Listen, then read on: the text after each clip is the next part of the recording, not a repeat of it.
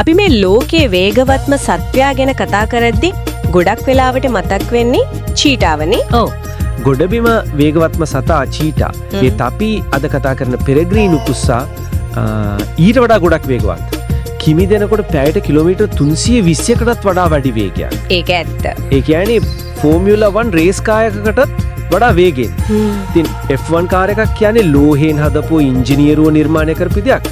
කොහොමද සතෙක් ඒ වගේ G-force එකක් දරාගන්නේ? ඒක තමයි මෙතන තියෙන පුදුමම දේ. මේක නිකම්ම වේගයක් නෙවෙයි.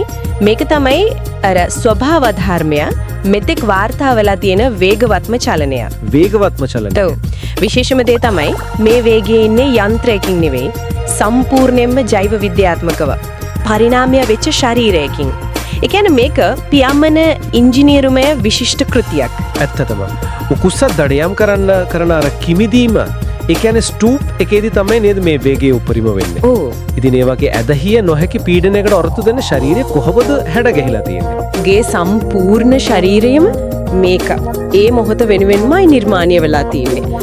වාතය කපාගෙන යන්න පහසු විධිමත් හැඩතිපි අපත් තියෙනවා. ඊට පස්සේ කිමිදෙන අතරතුරේ පාලනය කරන්න තරම් ශක්තිමත් ඝන පපුවේ මාංශ පේශී. හරි. ඒ විතරක් නෙවෙයි අධික වේගයෙන් වාතය ඇතුළට එනකොට පෙනහළු වලට හානි නොවි වායු ගලනය පාලනය කරන්න නාස්පුඩු ඇතුලේ පුංචි අස්තිමය කේතු පවා තියෙනවා. ඒ කියන්නේ ස්වභාවිකවම හැදුණු ජෙට් එන්ජින් එක වගේ තාක්ෂණයක් නේද? හුස්ම ගැනීම පවා හැම පාලනය කරගන්න වෙනවා. හරියටම. එතකොට ඒ වේගෙදී S2කට ලෝකේ පේන්නේ කොහොමද? අන්න ඒකත් ඒ වගේම දියුණු. යුගේ පෙනීම කිලෝමීටර් 3කට වඩා දුරකින් ඉන්න ගොදුරක් පැහැදිලිව හඳුනා ගන්න පුළුවන්. කිලෝමීටර් 3ක්. ඔව්. ඒ වගේම උගේ ඇස් වලට චලනයන් ග්‍රහණය කරගන්න පුළුවන් වේගය අපට වඩා ගොඩක් වැඩි. ඒ කියන්නේ අධික වේගයෙන් පහළට එනකොට වටපිටාව මන්දගාමී චලන දසුනක්. අර ස්ලෝ මෝෂන් එකක් වගේ තමයි උට පේන්නේ. ඒක නම් පුදුමයි. මේ වගේ ස්වභාවික ඉංජිනේරු තාක්ෂණයක් මිනිස්සු අනුකරණය කරන්න ඇති නේද? මං කිව්වා නෝත්‍රොප් ග්‍රමන් වගේ සමාගම් පවා පියාඹන තටු ගුවන් යාන හදන්න මේ වගේ කුරුල්ලන්ගේ නාභාෂය ගත්තා කියලා. ඒක ඇත්ත. ඒත් මිනිස්සුන්ට තාම අනුකරණය කරන්න බැරි වුණු මේ කිමිදීමේ තියෙන ඇදහිය නැහැකිම කොටසක් තියෙනවා. ඒ මොකද්ද? ඒ තමයි මේ කිමිදීමේ අතරතුරේදී උකුස්ස පියාපත් ගසන්නේ නැති තරම්. පියාපත් ගසන්නේ නැති තරම්. ඔව්. ඇත්තටම මේක මග පෙන්වන ලද ගණනය කරන ලද නිර්වද්‍ය වැටීම. ඒ කියන්නේ මේක බලය පෙන්වීමකට වඩා භෞතික විද්‍යාව පාවිච්චි කිරීමක් වගේ දෙයක්. හරියටම. උකුස්ස ජයග්‍රහණය කරන්නේ ශක්තියෙන් නෙවෙයි. නිර්මාණය, පාලනය සහ කාලය කළමනාකරණය.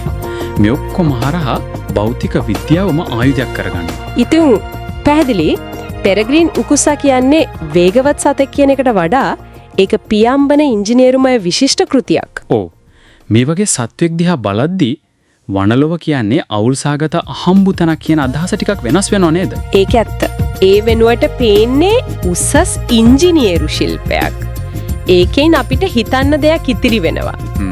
අප වටා ඇති මේ ස්වභාව බර්මේ සමහර විට අපි තවමත් නොදකින මේ වගේ උසස් ඉංජිනේරුමය නිර්මාණ තවත් කොපමණ සැඟවී තිබිය හැකිද?